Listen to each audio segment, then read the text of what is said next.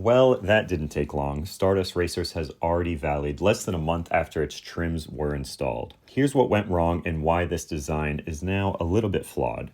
This section that already had a pretty large hill following the first was found to be too intense during testing the transition from negative Gs to positive Gs. So to fix this, a trim brake was added after the top hat. These are permanently mounted, and while they're not really noticeable to the riders, that design flaw has potentially turned into something so much more. So when designing a magnetically launched coaster, that main rule of thumb is that the potential energy from a standstill at the top of the first hill needs to be enough to carry the train through the rest of the layout. You can counter this with LSMs in the valleys that it requires, but it's more expensive, and personally, I really think it messes with the flow of physics. There's something satisfying about the pacing of coasters, and it's why I love these rides as much as I do. When testing first thing in the morning, the air is cooler, meaning that those magnets are at a peak efficiency, and the train's wheels, bearings, they're also cold, so it led to the ride valleying on that first test, or also during cold and windy days this could happen. Similar to, I hate to say it, Rip Ride Rocket, which has strict operating limits with wind and temperature because of the possibility of it not making it to that second hill. It's always kind of cool to see, and a little fun though, with these designs still pushing the limits